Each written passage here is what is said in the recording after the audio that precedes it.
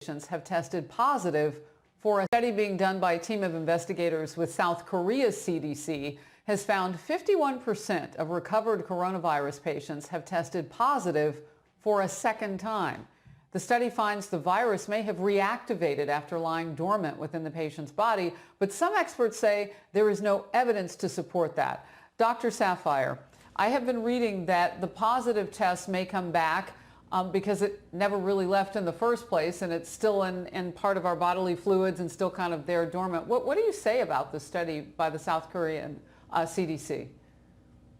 Well, Harris, I reviewed that study as well, and so what that study said was that people who had the infection, about 51 I believe, then they tested negative for the infection, and now they've tested positive again, and they're saying that it's possible that some virus has laid dormant within the person and it's reactivated.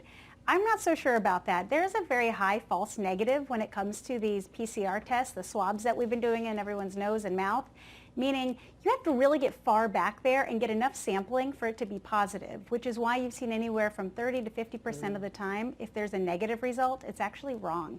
China had this about 48% false negatives. So even though in this study that they had a negative test, I'm not actually quite certain that they were negative. Now that being said, if someone had the that people are contagious anywhere from 7, 14, 21, 28, 35 days. I mean, the studies are all over the chart right now, which is why we keep updating recommendations because studies change.